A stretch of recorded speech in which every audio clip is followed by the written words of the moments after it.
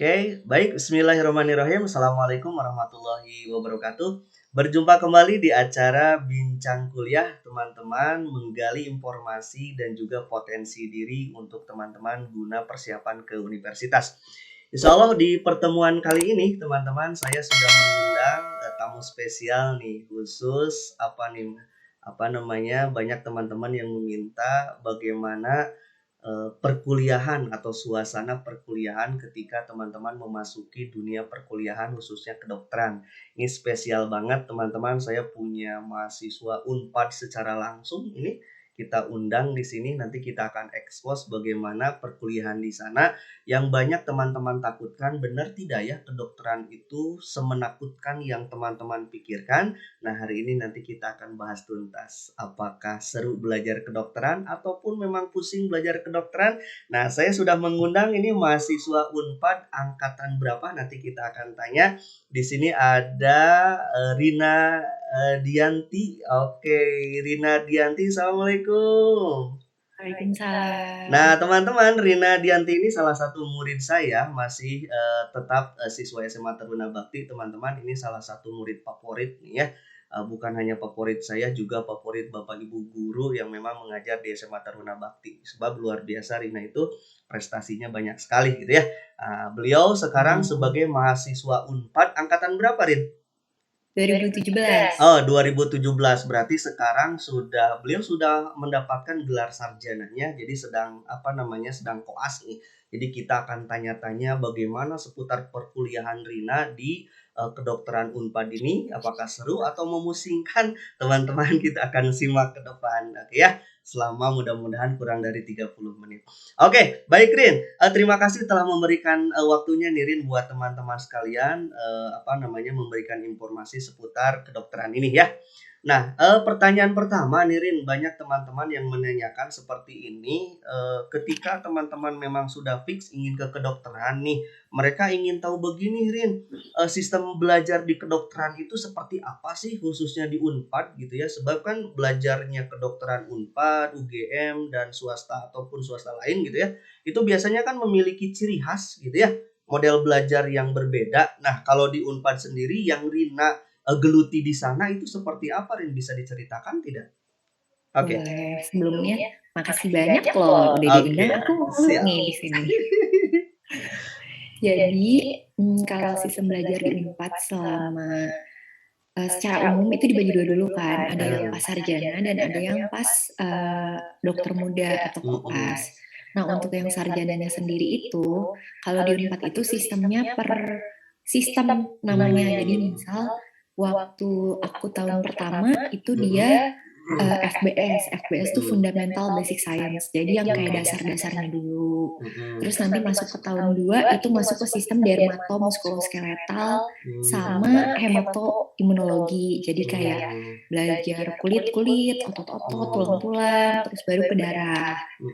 Terus nanti naik tahun lagi itu ke kardio respirasi sama apa ya, aku lupa lagi. Kardio respirasi sama apa ya satu lagi gitu. Nanti naik lagi pindah ke reproduksi gitu. Jadi per sistem. Nah, di setiap sistemnya itu ada ujian-ujiannya juga. Iya. Kalau sehari-hari yang dipelajari itu ada dibagi jadi 3 kegiatan. Yang pertama itu tutorial, terus ada skills lab, sama laboratory activity. Sama ada juga yang kayak kuliah umum. Kuliah semua mahasiswa nih kuliah bareng-bareng dengerin dosen itu namanya lecture. Nah, kalau buat yang tutorial, kalau zaman aku itu pakai sistem namanya problem solving gitulah pokoknya. Problem PBL solving. mungkin ya? Nah iya benar PBL. Pinter banget Pak Bagja jadi keren. Itu hebat pisannya. Nah, sebelum Rina lanjutkan nih Rin, banyak yang bertanya di tahun pertama itu apakah fisika, kimia gitu ya, terus matematik atau kalkulus itu ada tidak seperti halnya di universitas yang lain selain kedokteran itu kan biasanya di tahun pertama ada fisika, kimia, matematik atau kalkulus, ada nggak kalau di kedokteran ini? Di tahun pertama? Nggak ada. Nggak ada. Kalau di kedokteran nggak ada kayak gitu, tapi tetap ada TPB yang agama, apa aja ya, agama, bahasa Indonesia, kalau nggak salah PKN, bahasa Inggris, itu tuh tetap ada waktu zaman aku. Tapi yang itu tuh disatuin di sama fakultas-fakultas lain. Jadi bukan cuma FK aja, tapi kita kita kuliahnya kuliahnya bareng bareng sama sama fakultas-fakultas fakultas-fakultas lain, lain itu itu dikasih dikasih sama sama Unpadnya, Kuliah kebagian. umum berarti ya? Iya, Oke, kayak itu kuliah di umum. tahun pertama berarti ya. Tetapi memang di tahun Betul. pertama itu bobot materi kedokterannya sudah banyak itu atau belum? Udah banyak tetap, Udah karena banyak. ada FBS-nya kan. Nah, Hmm. itu juga bedanya kedokteran sama fakultas lain. Jadi kalau setahu aku, poinnya bobot pelajaran TPB-TPB itu yang tadi bahasa Indonesia, bahasa Inggris, PKN sama agama, kalau di fakultas lain itu cukup besar, kalau nggak salah 4 SKS. Kalau di kedokteran itu dia cuma 2 SKS per mata kuliahnya. Iya, iya. Jadi di kedokteran itu lebih sedikit diambilnya yang nilai-nilai kayak gitu. Nah, di tahun pertama berapa SKS nih siswa kedokteran mesti diambil nih di tahun pertama? Masih ingat tidak? Nggak inget sih, Pak, Nggak ingat. tapi Ada 20? kayaknya ada ya 20. Kita tuh soalnya kita nggak KRS-an kayak fakultas lain. Kalau fakultas lain kan kita bisa milih nih, tahun ini kita mau ngambil mata kuliah apa aja. Nah, kalau di kedokteran kita nggak kayak gitu, kita udah paket disediain ya? langsung paket. Oh, Jadi kita nggak bisa milih apa aja yang kita ambil. Oke. Jadi udah otomatis. Oke, berarti di tahun pertama sampai tahun keempat itu memang sudah paket materinya gitu ya, dan itu beruntunan Betul. sistem. Berarti kalau Iya, begitu betul. siswa yang mau ke kedokteran itu memang dia akan berjumpa dengan materi-materi kelas 11 berarti kalau begitu ya? Lebih banyak ke materi kelas 11 berarti biologi kelas 11 ya? Iya ya. Kelas 12 apa sih materinya, Kelas Pak? 11 sistem ya, sistem.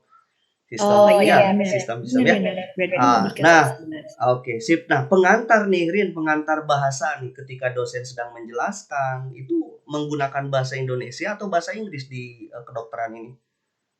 Sebenarnya secara umum banyaknya bahasa Indonesia, karena waktu angkatan aku itu kita ada program twinning juga kan, yang ada yang dari Malaysia, ada yang dari India kalau nggak salah kalau angkatan sebelumnya. Nah, di angkatan aku tuh cuma ada dari Malaysia, dan kalau dari Malaysia kan mereka secara umum ngerti juga kan bahasa Indonesia. Jadi secara umum sih kalau dosen menjelaskannya banyaknya bahasa Indonesia. Tapi kadang misal twinningnya merekanya nggak ngerti, ya pasti pakai bahasa Inggris ujung-ujungnya. Tapi kebanyakan mereka ngerti sih bahasa Indonesianya. Cuman kalau buku ya, kalau buku dan kertas kasusnya itu pakai bahasa Inggris. Nah, itu yang mesti dicatat. Berarti buku panduan materinya teman-teman sama apa itu ujian-ujian studi kasus ya. Jadi memang dasar tuh berarti memang dasar bahasa Inggris teman-teman khususnya di kedokteran itu salah satu penunjang juga berarti Rin ya. Iya betul. Jadi kalau misalkan Rin, ada. kalau misalkan gini Rin, ada siswa yang memang dia bahasa Inggrisnya nih agak kurang misalkan, tapi dia mau ke kedokteran bisa nggak gitu? Bisa lah, aku juga Bisa ya? biasa aja bahasa Inggrisnya. Takut ini banyak yang nanya kan bukunya apa bahasa Inggris, gimana saya belajarnya? Nah itu gimana tuh mensiasati teman-teman yang begitu tuh? Ada Google Translate di Oh, ada dunia Google Translate. Terus kalau tidak ngerti tanya aja ke teman-teman kan ya? Iya, terus sebenarnya buku bahasa Indonesianya tuh ada. Jadi Ada ya? biasanya setiap buku kedokteran itu dia punya translatannya. Nah, masalahnya si buku-buku translate ini tuh kadang ya kayak translatean Google Translate gitu loh yang kadang nggak acak-acakan gitu ya? nyambung jadinya. Iya. Iya, jadi kita menerjemahkan 2 kali atau ya? Iya, jadi kalau mentok banget nih kayak nggak bisa dia nge-translate sendiri nih, nggak bisa nih, nggak ngerti. Ya udah baca aja dulu buku bahasa Indonesianya, tapi balik lagi baca yang bahasa Inggrisnya supaya kayak oh ternyata maksudnya tuh kayak gitu. Iya, ngerti. Jadi jangan khawatir nih teman-teman yang masih bahasa Inggrisnya kurang, masih tetap bisa lah masuk ke kedokteran gitu Rin ya. Oke, baik. Nah, sistem PBL sendiri menurut Rina di di Unpad itu menurut Rina gimana? Model ini sebagai mahasiswa nih, menurut Rina enak atau seperti apa nih PBL ini? Aku mau nambahin dulu yang tadi bahasa Inggrisnya. Boleh. Selain yang tadi kita sehari-hari bahasa Inggris, itu tuh ada satu lagi. Jadi setiap kita mau naik tingkat atau sekali di saat kita mau naik tingkat dari tahun 1 ke tahun 2, itu kita harus ada hasil TOEFL. Dan hasil TOEFL-nya itu harus di atas 550 kalau aku nggak salah. Oh, gitu. Jadi itu tiap tahun ya? Tiap tahun wajib gitu ya? Antara tiap tahun atau cuma sekali naik ya, aku lupa deh. Oh gitu, oke. Ya paling itu doang sih, tapi ya yang penting kan bukan yang kayak IELTS gitu-gitu, dan itu juga disediain dari Unpadnya sih, TOEFL-nya biasanya seangkatan nanti daftar bareng-bareng dan ngerjain bareng-bareng gitu. Tadi Bukan ngerjain minimal bareng-bareng, maksudnya ngerjain di waktu yang sama betul bareng-bareng. betul betul. Minimal 500 berarti gitu, Rin, ya? 550 kalau nggak Oh, salah. 550. Oke, sip. Kembali ke PBL tadi, Rin. Ya, Gimana tuh PBL. PBL-nya?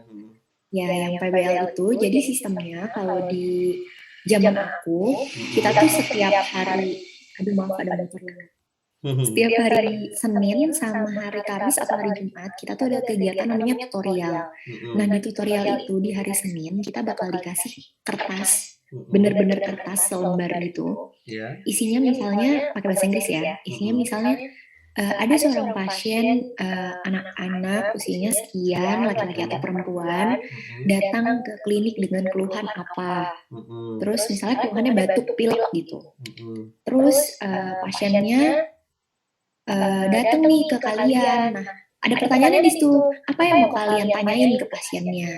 Terus kira-kira diagnosisnya apa? Hipotesisnya apa aja? Dan kira-kira pemeriksaan apa yang perlu kalian lakuin buat mengkonfirmasi diagnosis itu? Kayak gitu. Nah, nanti kita bareng-bareng sekelompok diskusi. Kira-kira apa aja nih batuk pilek? Penyakit-penyakit yang mungkin apa aja, hipotesisnya apa aja. Nah, nanti dari setiap hipotesis itu kita bikin mekanismenya juga dan kita pikirin, oh misal ada yang kita belum tahu nih, misal ada teman kita nyebut penyakit A gitu. Nah, yang lain tuh nggak tahu penyakit apa sih A tuh gitu. Kita boleh tulis di namanya learning issue. Nah, nanti kita bakal cari tuh tentang si penyakit A di pertemuan selanjutnya, bakal ada yang ngejelasin tentang penyakit A. Jadi kalau misalnya kita belum tahu juga sebenarnya nggak apa-apa karena nantinya tuh kita bakal sharing ilmu satu sama lain sama teman-teman yang lain. Nah, Gitu. misal tadi di hari Senin tuh dapat kertas case-nya, sampai selesai nanti dikasih tahu tuh di halaman selanjutnya nanti ada pemeriksaan hasil pemeriksaannya, di halaman selanjutnya ada hasil pemeriksaan lab-nya, Iya. di halaman terakhir nanti ada diagnosisnya. Terus nanti di hari Kamis atau Jumatnya kita presentasiin tuh dari hasil diskusi kita apa aja yang kita nggak tahu dan apa aja yang berkaitan sama kasus itu kita jelasin di hari Jumat, dipresentasiin ke depan teman sekelompok kita dan ke dokter tutornya. Oke oke. Nah, menurut saya ini keren, Rin. Jadi, membangun konsep dari mahasiswa gitu ya. Jadi konsepnya dibangun sama mahasiswa, terus di-sharing-kan ke teman yang lain dan juga ke dokter. Di situ kan ada dokter ahlinya yang memang akan memberikan, pelurusan-pelurusan kalau terjadi memang kesalahan gitu ya. Betul. Nah, jadi keren ini berbeda dengan SMA kan, kalau SMA itu kan disuapin, Rina kan disuapin Iya, konsepnya benar. gitu ya. Nah, kalau kuliah Iya. itu udah jelek kalau disuapin itu jelek banget gitu ya, mendingan membangun konsep dari awal lalu dikuatkan sama dosennya itu keren. Jadi sebuah konsep yang memang ditemukan oleh siswanya. Padahal, dosen mau menyampaikan itu, tapi sebelumnya sudah didapatkan oleh siswa. Itu keren tuh PBL ya teman-teman nih. Jadi siap-siap nih kondisi pembelajaran akan berbeda sekali ketika teman-teman SMA ya. Jadi harus siap dengan kondisi itu. Oke, keren Rin. Selanjutnya Rin, pelaksanaan ujian nih seperti apa di sana kalau setelah kita melaksanakan seperti itu apa namanya? Pembelajarannya. Nah, ujian-ujiannya seperti apa tuh Rin? Oke. Tadi selain PBL, aku juga mau jelasin ada skills lab sama lab activity ya. Boleh boleh itu apa tuh? Nah, kalau skills lab itu setiap minggu cuma satu kali. Jadi kita misalnya, apa ya skills lab yang kira-kira tahu, ini deh pemeriksaan tekanan darah. Misal di minggu itu kita di hari Rabu misalnya dapat kebagian jadwalnya, belajar tentang pemeriksaan tekanan darah. Itu tuh kita praktek langsung bisa antara disediain pasien standarnya, jadi biasanya dari F-Keempat tuh ada pasien standarnya. Jadi kalau setahu aku tuh mereka orang-orang teater gitu. Jadi mereka emang bisa acting juga. Jadi mereka acting kayak seolah-olah mereka pasien beneran gitu. Dan kita tuh di situ belajar ke mereka gimana caranya kita ngelakuin skills ke pasien gitu. Kayak nanya-nanya, itu tuh mereka beneran misalnya mereka lagi acting jadi orang yang punya gangguan bipolar. Nah, mereka tuh beneran bisa acting kayak punya gangguan bipolar gitu. Jadi seolah-olah kita bener-bener berhadapan sama pasien bipolar. Tuh. Iya iya. Gitu skills lab. Keren Kalau keren lab keren. activity, kalau misalnya lab activity itu ya kayak kita lab biologi lah waktu SMA ya. Jadi kayak ngeliat preparat, ngeliat mikroskop gitu-gitu. Itu sama kayak lab waktu SMA. Nah, untuk ujiannya secara umum tuh ada 3. Mhm. Yang pertama itu MDE. MDE itu pilihan ganda. Jadi Mhm. soal-soal pilihan ganda biasanya satu sistem itu 200 soal bahasa Mhm. Inggris, tapi pilihan ganda. Udah itu MDE yang Oh, pertama. jadi pilihan ganda seperti ujian di SMA lah ya? A, B, C, D, E Betul. ya? Mhm. Tapi bahasa Inggris. Bahasa Inggris ya, oke. Ya. Kedua? Kedua itu ada SOKA. Nah, Mhm. SOKA ini juga nggak dimiliki sama semua fakultas kedokteran. Jadi cuma Mmm. beberapa fakultas kedokteran yang ada SOKA ini. Mmm. SOKA ini tuh sebenarnya pencerminan dari kegiatan tutorial kita. Oh, iya Tadi, iya. yang PBML tadi. Jadi Mhm. misal dalam 1 semester kita punya 14 kasus tutorial. Mhm. Nah, di SOKA itu 14-nya itu kita harus hafalin, nanti keluarnya Mhm. cuma 1. Mmm. Kita cuma dapat 1, Dari tapi kita banyak harus hafalin kasus itu ya? 14-14-nya. Iya, tapi kita tetap harus hafalin nih semuanya, Iya iya. karena kita nggak tahu kan yang mana yang bakal kita dapetin. Jadi sistemnya tuh nanti kita bakal dikumpulin di ruangan gitu, seangkatan. Iya. Nanti random aja si Heeh. petugasnya manggilin nama kita, Iya. terus ya udah kita jalan ke ruangan, nanti kita ngambil kartu. Nah, si kartu itu adalah penentu kita kira-kira dapat kasus apa. Iya iya iya. Keren Dan tuh ya. menegangkan sih, Menegangkan, iya, tapi seru kan? menurut aku ujian paling menegangkan di FK4 adalah SOKA sih. Oh, iya iya iya. Itu Tapi kan ketika keren berhasil banget. itu kira-kira ketika berhasil kayaknya Iya, puas banget tuh ya? puas banget sih kalau Mhm. misalnya udah beres SOKA tuh rasanya kayak beban hidup keangkat deh pokoknya. Soalnya 14 kasus diacak, diambil 1 kasus, Iya, waduh berat banget tuh. Iya iya, keren keren. Yang dan ketiga, Rin? 14 kasus Mhm. entar dulu, Pak. Oh, Yang siap. 14 kasusnya tuh soalnya sampai dalam-dalamnya gitu loh. Oh, Jadi bener-bener banyak banget yang betul harus betul dihafalin. betul. Keren Dah, keren. itu Mhm. SOKA. Yang ketiga itu ada OSC. Kalau OSC ini dia pencerminan dari skills lab. Mmm. Jadi kalau OSC sistemnya kita ada misalnya dalam 1 semester itu ada berapa ya, misal 36, Mmm. enggak lah, nggak nyampe 30 deh, ada 30 Mhm. skills lab. Iya. Nah, yang diuji tuh biasanya antara 10 atau 8. Jadi Mmm. kita sistemnya kalau yang OSC ini kita Mhm. kalau tadi kan SOKA cuman kita masuk satu ruangan. Iya. Satu ruangan ada 2 penguji gitu Betul. kan. Kalau OSC ini kita masuk ke misal ada 10 station, disebutnya station. Mhm. Kalau misal ada 10 station ya kita masuk ke 10 station yang berbeda dan dokternya pun setiap station tuh berbeda. Jadi Ada kita kayak pos-pos berarti milih-milih. ya? Iya, kayak pos-pos. Mmm. Dulu pernah nih aku olimpiade, dia sistemnya kayak gini. Iya, di mana Dia coba? Masih sistemnya inget tidak di mana tuh yang sistem begitu inget tuh? Keren dong. banget. Masih inget nggak? Masih dong. Di mana? Di Surabaya ya? fakultas kedokteran lain. Surabaya ya? Iya, Ah, bener keren di keren tuh Surabaya. ya. Oke Kayak lanjut. gitu tuh. Mhm. Jadi kita jalan dari satu pos ke pos lain dan itu ada belnya. Jadi orang-orang tuh sering banget nggak suka sama suara belnya karena kalau ada suara bel itu berarti kita harus masuk ruangan dan Habis. kalau misalnya bel kedua berarti kita harus udah keluar dari ruangan itu Mau gitu. selesai mau tidak itu tuh ya? Iya. Iya iya. Ya gitu kita masuk ke ruangan dan misalnya di ruang pertama kita disuruh Nancy, nanti di ruang kedua misal kita disuruh anamnesis. Anamnesis itu kita nanya-nanya pasiennya. Mhm. Misal di ruang ketiga kita disuruh pasang kateter gitu. Tapi itu kemanakian.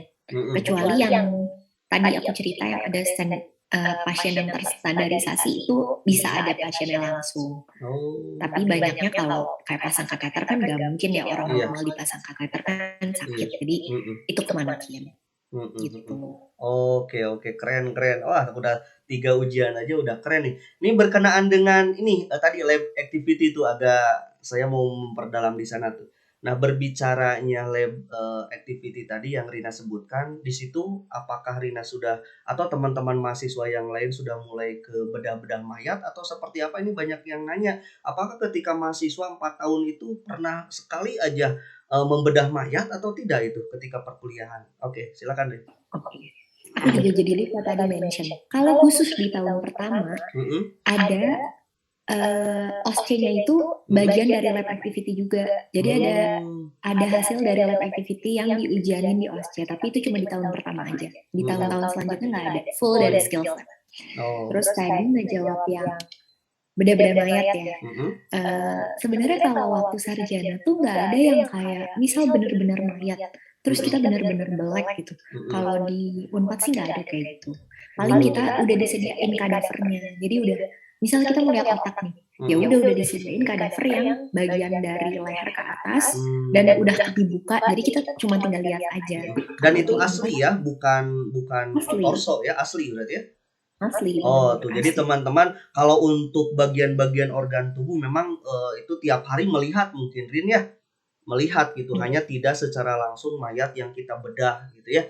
Hanya iya, organ-organ itu pasti kita lihat secara langsung, khususnya berkenaan dengan struktur mungkin atau anatomi itu Rin belajar apa tuh ketika anatomi. teman anatomi gitu ya.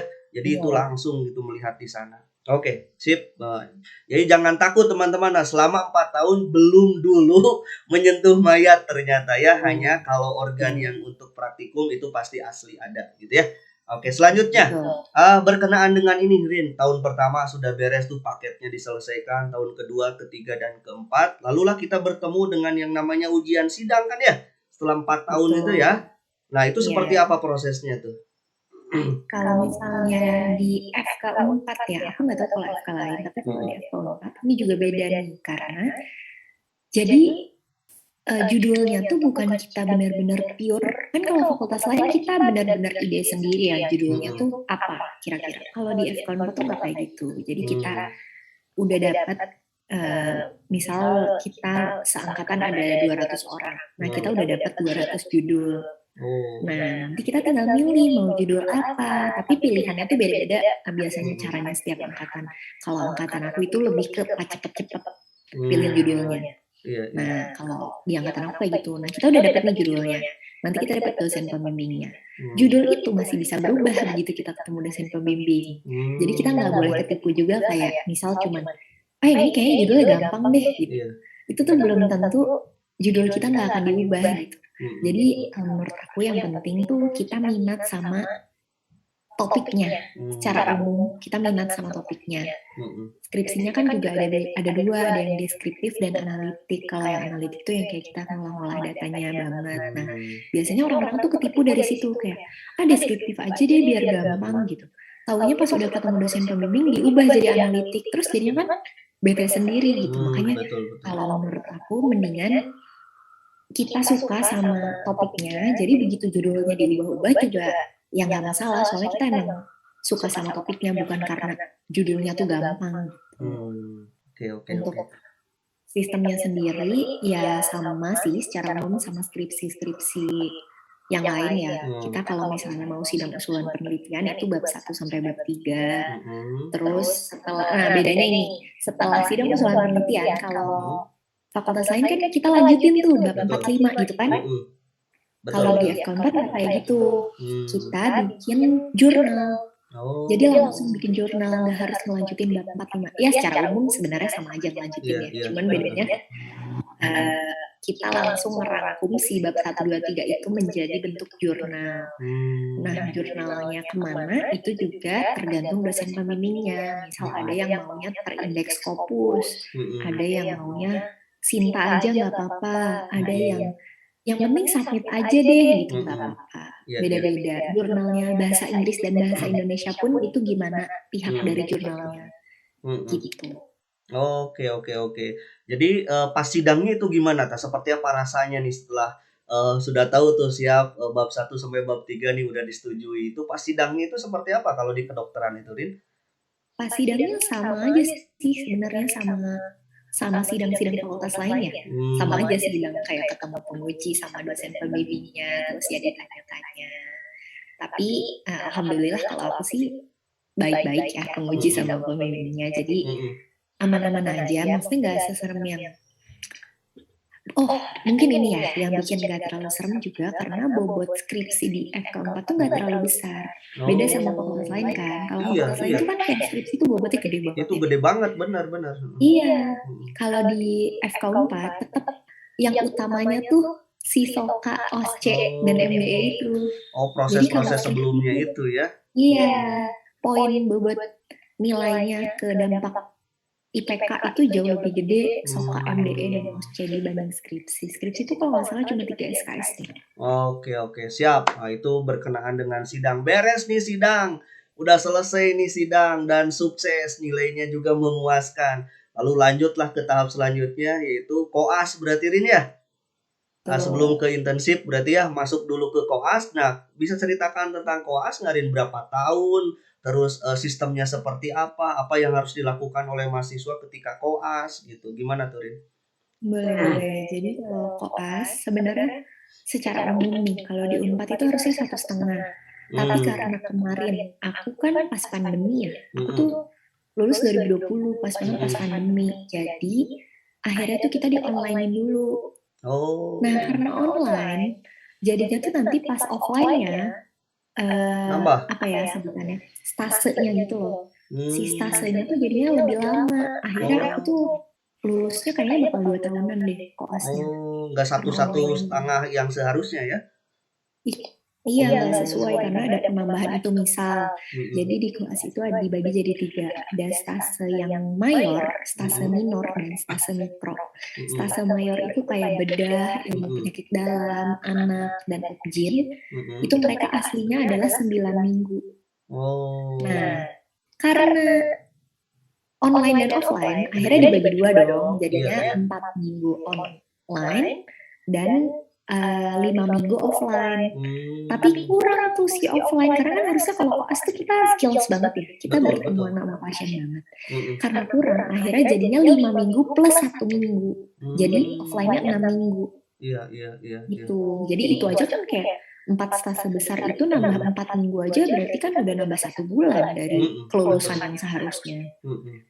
Begitupun dengan stase minor dan juga stase mikro. Jadi Mmm. pokoknya semuanya ditambah 1 minggu, akhirnya angkatan aku tuh lulusnya lebih telat dibanding yang sebelum-sebelumnya, sebelum ada pandemi gitu. Mmm. Nah, Nah, kalau sistemnya ya, lanjut, betul, ke sistemnya gimana? ya sistemnya gimana koas itu sebenarnya tergantung stasinya apa juga. Jadi misal, Mhm. aku nih baru banget lagi sih, Mhm. hari Jumat aku beres stase Iya. anestesi ini, itu di RSAS karena dia tuh nggak ada rumah sakit jejaringnya. Jadi aku Mmm. sehari-hari itu di RSAS. Tapi kalau misalnya yang ada rumah sakit jejaring, misalnya kayak kulit, kulit Mhm. itu kita ada ke rumah sakit Cibabat, ada ke rumah sakit Majalaya, dan ada di RSAS-nya juga. Mhm. Jadi tergantung stasenya. Atau Mhm. misal Opjin, Opjin tuh ada yang sampai ke Garut, ada yang sampai ke Oh. Sukabumi gitu. Jadi beda-beda Iya kalau iya. lokasinya ya, untuk Iya. lokasinya. Kalau kegiatan sehari-harinya sih, ya kita banyak kalau di RSAS ya karena ada residen, residen itu yang ngambil spesialis, Mhm. kita banyak belajar dari residen. Jadi kita bantuin residennya, misal lagi aku nih di anestesi misal, Mhm. residennya kan ngebius-bius pasien tuh. Iya. Terus misal dia butuh obat, diambil dari depo, dari tempat penyimpanan obat. Nah, itu kita bantuin ambilin, terus kita bantuin infus, kita bantuin intubasi, kayak gitu. Sehari-harinya lebih banyak ke skills kita ke Mmm. pasien, terus kayak cara komunikasi sama pasien gitu. Mmm. Kalau ke hal operasi misalkan lagi operasi nih dokter, boleh nggak seorang mahasiswa yang koas itu melihat operasi? Boleh, jadi Boleh? kayak aku Itu lagi di stase anestesi nih, apa itu? anestesi sama bedah berarti kalau Oh misal. ada itu Objin ya? juga iya, objin juga ada operasi. Pokoknya semua yang ada operasinya, kalau misalnya kita emang lagi ada di stase itu, ya kita pasti ikut ke ruang operasinya. Mmm.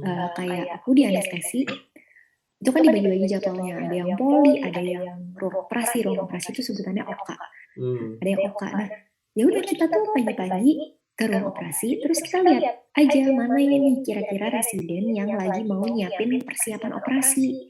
Kalau Mhm. misalnya dia lagi nyiapin, ya udah kita datang, terus kita tanya, "Dok, apakah ada yang mau dibantu?" Biasanya mungkin, Mhm. residennya nyuruh kita ngambil alat-alat dulu, atau Mhm. nyuruh apa dulu, terus di minggu pertama kita liatin dulu gimana sih Mhm. caranya supaya kita nggak salah gitu kan pas Iya. ngelakuin. Jadi biasanya minggu pertama kita liatin dulu gimana sih caranya nginfus tuh, gimana sih caranya Oh. intubasi.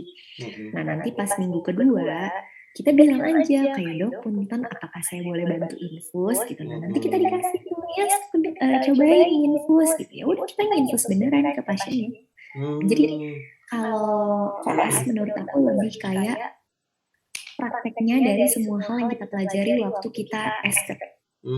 Gitu. Jadi adanya di koas gitu ya, penerapan ilmu Iya, itu adanya di koas selama 1,5 tahun harusnya iya, gitu ya, kalau mhm. normalnya 1 tahun 1,5 tahun. Nah setelah selesai koas itu ngapain Rin?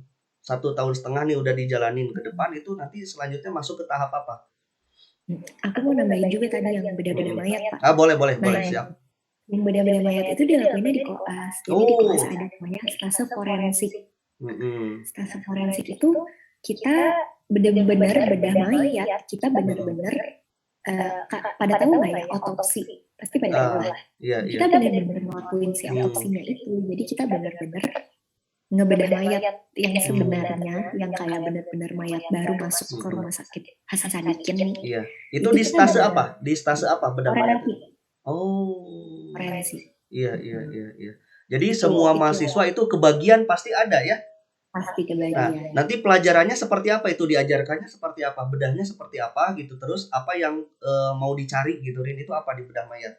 Kalau tergantung penyebabnya juga ya, kalau misalnya Mhm. kita tujuannya mengotopsi kan berarti kita, mau cari nih kira-kira misalnya meninggalnya tidak diketahui penyebabnya. Mhm. Kita berarti cari, apa penyebab, kematiannya. Itu pasti diajarin juga sama residen dan konsulen di forensiknya, pasti diajarin. Jadi Mhm. jangan takut juga kayak, "Aduh nanti nggak bisa ngapa-ngapain," gitu. Enggak kok, pasti diajarin. Semua hal yang kita lakuin di koas itu masih diajarin karena kita kan di situ statusnya sebenarnya masih pelajar, masih Mmm. mahasiswa, masih Iya iya. belajar. Jadi nggak mungkin kayak kita dilepas ngelakuin sesuatu, terus nggak ada yang ngejagain, itu nggak Mhm. mungkin sih. Pasti tetap diawasin dan dibantuin. Kalau misalnya kita salah-salah juga nggak apa-apa, masih dimaklumin gitu. Mhm. Kan emang tempatnya belajar, koas Iya tuh. iya. Jadi memang itu direcah ya, di satu mayat berapa orang itu Rin untuk bedah mayat? Tergantung kelompoknya sih, kalau sejak Covid itu Mhm. kan nggak boleh terlalu banyak juga ya. Mhm. Sejak Covid tuh semua serba dibatasi nih pokoknya. Kayak Oh. di kamar operasi itu satu ruangan maksimal 10 orang. Nah untuk Oh. autopsi itu yang sekarang nih yang lagi detik Mhm. ini banget itu Iya. satu mayat, paling 4 orang koasnya. Oh, dosennya berapa? Dokternya maksudnya? Jadinya, bisa satu, bisa 2, bisa 3. Oh, jadi di dalam itu ada 6 mungkin ya? 6 atau 7 ya? Ya mungkin 6, Oh. 7 orang. Oh, setiap orang kebagian masing-masing atau sama? Satu orang melihat, bagian yang sama atau beda-beda? Kan sekelompok tuh, misal Mhm. jadi gini, misal sekelompok ada 10 orang, Mhm. terus misalnya, 10 orang itu dibagi lagi jadi 2 kelompok, jadi 5 Mhm. 5 kan. Iya. Nah, misal pada momen dia lagi ada di stase forensik, ada 2 mayat, ya udah Mhm. berarti cuman kebagian 2 kali. Tapi kalau Oh. misalnya ternyata pas kita lagi ada di stase forensik ada 10 mayat, ya udah 10-10-nya. Oh, Jadi dibedah gitu ya? jadi Iya. tergantung banget di momen kita ada di stase itu banyak banyak mayat yang harus diotopsi atau enggak. Kalau misalnya memang Mmm. banyak, ya pasti kita kebagiannya banyak, tapi kalau misalnya memang ternyata cuma ada satu, ya udah cuma satu gitu. Itu khusus mayat-mayat yang memang bermasalah, yang tidak diketahui diidentifikasi keluarganya, atau yang resmi, atau bagaimana itu, Rin? Kan biasanya Ya orang yang sudah biasanya meninggal dibawa keluarganya kan? Nah, itu mayat yang seperti apa itu? enggak dong, kalau yang kayak meninggalnya udah diketahui atau ya udah jelas penyebab Mhm. meninggalnya kan pasti keluarganya juga nggak minta otopsi kan, biasanya langsung dikubur aja.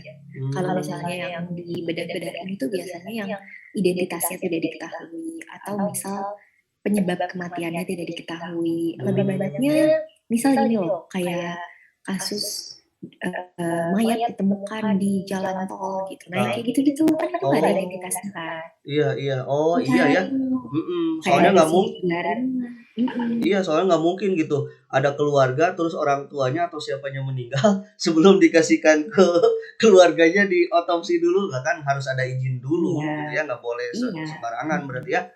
Oke, iya. nah beres nih di tahap, koas tuh teman-teman, seperti itulah kondisi koas itu ya. Nanti kan akan ada sidang lagi atau setelah koas itu atau bagaimana itu? Kalau sidang kayak waktu esket itu nggak ada, Nggak tapi ada ya? kita tuh ada namanya kompre Apa tuh? sama sama ujian UKM-PPD. Kalau kompre itu jadi kayak kita nge-review seluruh materi yang udah kita pelajari di koas, diujianin lagi gitu. Oh. Setelah itu, Mhm. ininya apa, dapat gelar dokternya itu kapan? Belum belum. Oh Sabar belum. sabar, Setelah masih apa tuh? panjang. Oh, setelah Kalau intensif atau bagaimana tuh? ini, jadi setelah si Mhm. Kompre itu Mhm. dari universitas ya. Jadi, Iya. kita dapat ACC kayak ginilah kalau Kompre itu kayak kita dapat ACC ujian sekolah kalau Mhm. SMA. Nah, Mmm. setelah ujian sekolah kita harus ikut yang namanya UKM-PPD, ujian kompetensi, aduh apa, dokter Indonesia ya? Pendidikan ya? Lupa, Iya, pokoknya dokter sih Indonesia, iya. ya, UKM-PPD ini kayak UN kalau waktu SMA. Oh, iya iya Jadi iya. kayak penentuan Heeh. lulus nggak nih dari koasnya gitu. Itu Mhm. serentak bersamaan seluruh Indonesia. Jadi Mhm. semua koas-koas di seluruh universitas pasti Mhm. melewati Itu. UKM-PPD. Oke. Mhm. Nah, udah itu Dan lulus misalkan dari sana, baru lanjutnya? kalau misalnya udah lulus dari UKM-PPD kita boleh wisuda yang namanya wisuda dan sumpah dokter. Berarti memang Nanti gelar dokter setelah baru didapatkan di situ ya? iya betul. Ah, oke. Dan UKM-PPD ini tuh ada gelombangnya gitu loh. Kalau UN Mhm. kan cuma sekali setahun. Iya. Kalau UKM-PPD ini kalau aku nggak salah ada 4 kali. Tapi Mhm. misal kita lulusnya bulan Desember, tapi Iya. UKM-PPD-nya baru ada bulan Februari, ya udah kita harus nunggu sampai bulan Februari.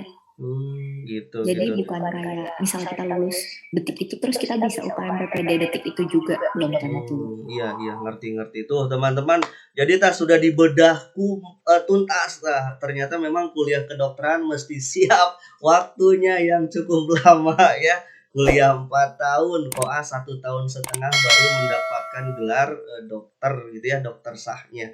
Sebelum itu teman-teman praktek, nanti akan lanjut ke tahapan yang namanya intensif. Nah, bagaimana intensif tidak saya tanyakan di sini, waktunya sudah habis ini, banyak banget nih. Keren keren informasinya ini, informatif banget nih buat kita dan teman-teman yang lain, mudah-mudahan bermanfaat. Rina, dikarenakan waktu kita sudah habis nih Rin, mohon maaf nih nanti, ke depan kita akan bersua lagi di, bincang-bincang kuliah, mengenai jurusan ini Rin ya. Nanti setelah koas, hubungi lagi, nanti ingatkan saya, nanti kita akan ngobrol-ngobrol lagi intensif ya. Oke, amin Oke. doain cepet lulus ya, Pak. Amin, kita doakan teman-teman, saya doakan Rina dilancarkan, koasnya, dicepatkan lulusnya, terus intensif, udah jadi dokter, yang mau Amin. ngambil spesialis berarti nantinya ya? Heeh, Amin. gitu ya. Oke, itu saja teman-teman yang bisa disampaikan, mudah-mudahan bermanfaat. Ini bincang kuliah mengenai jurusan kedokteran bersama Rina Dianti, mudah-mudahan bermanfaat. Kalau ada pertanyaan apa-apa silahkan teman-teman bisa komen gitu ya di video ini. Itu saja yang bisa disampaikan. Rina, terima kasih banyak. Assalamualaikum Terima warahmatullahi kasih. wabarakatuh. Dadah.